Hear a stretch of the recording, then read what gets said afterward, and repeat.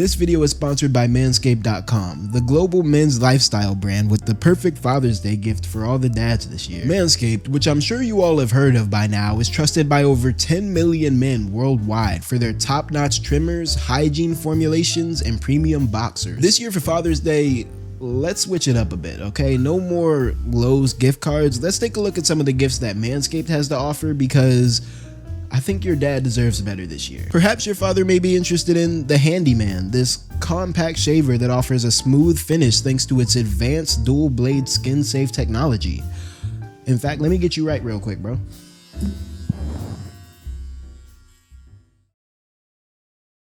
This one's actually perfect for fathers that are on the go because it's small, it's airplane friendly, so you know he won't get jumped by TSA if he tries to take this thing through the checkpoint. But nah, even for those dads who don't need to worry about the facial hair, Manscaped offers a plethora of other products that can help men groom from head to toe, ranging from the Weed Whacker 2.0 for the nose and ears to this year's 3.0 nail grooming kit. If you head on over to manscaped.com right now, you can get 20% off your order plus free international shipping with the promo code Teddy Slump at checkout. Again, that is 20% off plus free international shipping at manscaped.com with promo code Teddy Slump. Personally, I think your dad would love you more if you got happy early Father's Day. Thank you to Manscaped for sponsoring this video. And now back to the video. Parasyte the Maxim was one of the first non-mainstream anime that I watched, and so just by proxy of being one of my firsts, Parasyte will always hold a special place in my heart when it comes to anime that I hold dear. One of the things that made Parasyte so enjoyable was the fact that on top of just having all-around strong writing, the story was succinct. You jump in, you get the story, you get the message, and then boom, before you know it, you're watching the credits roll on the last episode as you feel the post-binge depression starting to set in. I feel like telling a story in such a concise manner comes with its own set of benefits and drawbacks. Sure, a tight story might be more focused and all around more digestible for the casual viewer, but on the flip side, if a story is told too quickly, aspects like world building and really digging into the characters tends to fall to the wayside in favor of just straight up efficiency. Parasyte the Maxim, in large part due to its length, suffers from a condition that I like to call what the f is going on outside of Japan syndrome. The series doesn't take much time to explore how the parasites are affecting literally anywhere that's not Japan, and so even though the narrative tries to characterize parasites as like this global pandemic that's affecting every corner of the earth, we really don't get a feel for how widespread or devastating these creatures are outside of the purview of Shinichi and the boy Migi. Parasyte the Grey is a new live-action K-thriller from Netflix that explores the parasite invasion from a new angle. Instead of looking at the invasion from the purely Japanese perspective that the source material took, we're now transported across the sea, all the way over to South Korea, which is low-key right down the street from Japan if you look at the map, but like, come on, bro, like, progress is progress, all right? Come on, bro. On paper, the basic premise of Parasyte the Grey isn't that much different than that of the Maxim. Like its predecessor, Parasyte the Grey follows the symbiotic story of a human and a parasite, but unlike its predecessor, and perhaps for the better, Parasyte the Grey explores a lot more than just that. This is Jung Soo-in, the protagonist of Parasyte the Grey and the main lens from which we witness a decent majority of this story. Also residing in this woman's body alongside Soo-in is Heidi, a Migi-esque parasite that failed to take over Soo-in's brain and blah blah blah. Y'all get the vibes, bro. She's basically like Migi, but kinda hot. Oh no, he called it Parasyte hot. He's weird. Look, bro, I had a crush on Reiko Tamura in the OG, bro. After she rolled up that spoon with her tongue, something changed inside my brain chemistry where at that moment I basically decided I would take that risk for a parasite baddie. The relationship between Heidi and Soo-in is quite a bit different than that of their animated predecessors. You see, unlike Migi, Heidi actually did manage to absorb a part of Soo-in's brain, and so instead of having these two sentient beings control one body at the same time, a la Shinchi and Migi, Heidi and Soo-in are in sort of a Bruce Banner Yu-Gi-Oh type situation where only one of their consciousness can be in control of the body at any given time. On top of the whole 2 souls restriction, Heidi has a severe time limit on how long she can be active during any given day. You remember how in Parasite the Maxim, Migi would have to sleep for like, I don't know, 4 hours a day and his ass would always decide to doze off at the most inconvenient moment possible? Yeah, well, in Parasite the Grey, Heidi has to sleep for 23 hours and 45 minutes a day. The in-universe issues that arise from Heidi's lack of screen time are one thing. Credit where credit is due, the parasites do feel a lot more dangerous in Parasite the Grey, where the main character doesn't have a veil of protection like Migi watching over them for 20 hours a day. But the narrative issues that arise from Heidi's presence in the story, or rather, the issues that arise from her lack of presence in the story, those issues are a bit more difficult to reconcile. To make a long story short, Parasite the Grey doesn't develop the human-parasite relationship the same way that the Maxim did. The best part of the original Parasite was easily the relationship between Shinichi and Migi, and the fact that despite their differences, or rather because of their differences, the 2 protagonists were able to come together and function as a unit that was not only strong but also humane. Suin and Heidi, on the other hand, they don't have that same appeal. The relationship between Suin and Heidi isn't nearly as intimate as the relationship that their OGs had, and so instead of feeling like a team coming together to work toward a common goal, Suin and Heidi end up feeling more like co-workers that don't really talk to each other unless the job demands it. They do have this one pretty touching scene where the 2 of them kind of bond over Suin's childhood trauma, but like, all things considered, Parasite the Grey just doesn't hit the same when it comes to fleshing out this human-parasite relationship. But that's the thing though.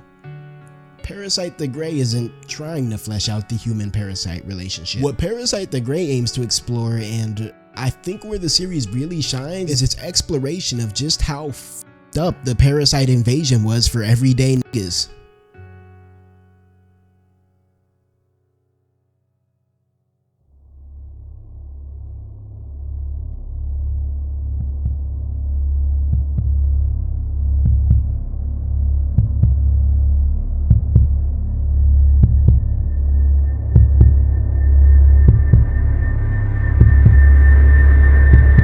Seo Kang-woo is a Korean delinquent that had his entire life flipped upside down by the parasite invasion. Prior to the invasion, Kang-woo's biggest concern was constantly ducking the Korean mafia, which, to be fair, is a pretty big concern in and of itself. After the parasite invasion, however, shit hit the fan even further for Kang-woo, and so now he has to live with his older sister being infected by a parasite, his younger sister being killed by a parasite, and worst of all, still having a fucking iPhone 7 in 2024. Kang-woo just can't catch a break for basically the entirety of this series, and although most of the situations that he finds himself in are usually the direct consequence of his own rapscallious decisions, Kang-woo as a character is still pretty charming in his own delinquent, reluctant hero sort of way, and you low-key can't help but to root for bro and hope that he somehow pulls through by the end of the show, which is definitely not an easy task. You gotta remember that throughout the duration of this story, Kang-woo is engaging in active beef with not only the Korean mafia, but also the parasite mafia and the federal government, and so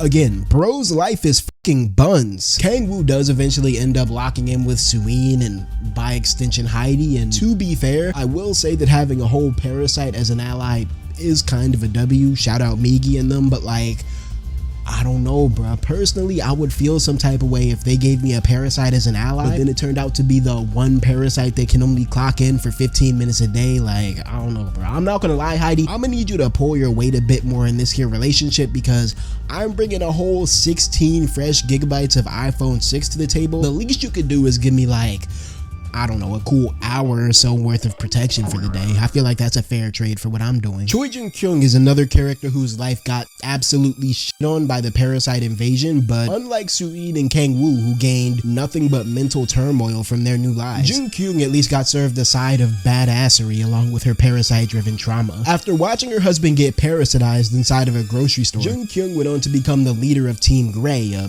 counter-parasite task force that's in charge of countering parasites with a task force. I've always been a fan of the traumatized, vengeance-fueled, mentally unstable monster hunter trope, which is a very specific yet surprisingly common trope in anime. Prior to watching Parasite the Grey, I would have thought that this character archetype was the sort of archetype that could only exist in anime. Like, no way they could adapt a fucking Genya ass nigga in the live action and not have him be the literal cringiest character of all time. But by golly, bro, Parasite the Grey actually pulled it off. Choi Jin-kyung is the perfect balance between a genuinely impressive field agent who is really good at her job and a genuinely insane tweaker who really shouldn't even have that job in the first place. The actress that plays Jin-kyung actually does a really good job embodying that sort of brash, foolhardy disposition that a lot of these badass anime characters tend to have. And yeah, if I did have to pin down one character to call my favorite in the series, it would definitely be the cop nigga that I don't even talk about in this video. But old girl is second place for sure. Most live action Netflix reboots pale in comparison to their animated source material, and in some ways that can be said about Parasite the Grey. Miki is objectively more interesting than Heidi, and characters like Reiko and Goto are just way cooler than any parasite that we get to see in the Grey. Apart from Heidi, we really don't get to see any irregular parasites in this show, and for me personally that was kind of a letdown, since the coolest parasites in Parasite the Maxim were always the weird, irregular ones that had more than just the typical head expansion powers or whatever you want to call it. With that said though, I have to be honest, just as Parasite the Maxim trumps Parasite the Grey in certain aspects, Parasite the Grey surpasses Parasite the Maxim in some of its own rights, and that's not really something you could say about most live action remakes. The OG series, albeit a great anime, gave us as viewers a pretty skewed perspective on the parasite crisis. We spend almost the entirety of Parasite the Maxim witnessing the parasite invasion through the eyes of Shinji, who in the grand scheme of things got really fucking lucky. Like, don't get me wrong, Shinji definitely had to go through some tragedy of his own, a lot of tragedy of his own to be fair, but it's like, hey bro, welcome to the club. Most people who are unfortunate enough to cross paths with a parasite in this series end up either dead or yeah, just dead. If you're super lucky, you might survive a parasite encounter with only a few loved ones having been slaughtered before your eyes, and if you're ultra lucky, you might end up like Suin or Jun-kyung and be blessed with the means to defend yourself or maybe even get your get back. Shinji, in all honesty, was probably among the luckiest of the lucky. Sure, he had his life flipped upside down by the invasion, but who didn't? At least Shinji got 2 lives, a cool little buddy, and literal goddamn superpowers out of his trauma. All my nigga Kang Woo got was a cracked iPhone 5. One could argue that, albeit fitting for the narrative of the story, Shinji as a main character couldn't really give us an accurate perspective on how f***ed up and scary the parasite invasion was for the average person. And if you look at the universe from that perspective, I feel like Parasite the Grey does a much better job of fleshing out this world in a way that highlights what life would have been like for those who weren't in Shinji's 1 in a million situation. This, ladies and gentlemen, is what a live action anime reboot should be. It should complement the source material, improve upon it, cover its blind spots, and dig deeper into the crevices that may have been restricted by its original medium. The gore in Parasite the Grey, for example, is a lot more galvanizing than that of its predecessor, and that's largely due to the fact that gore thrives in realism and live action is real. Trying to retell an animated story in a live action medium is dumb as f***, I'm not gonna lie. You're setting yourself up for failure, and you're never gonna beat the OG at its own game. I think if more live action series took the approach of Parasite the Grey, where they shifted the goalpost and instead of reiterating, chose to focus on what the source material didn't or maybe couldn't, yeah, y'all see where I'm going with this. Netflix, hire me, bro.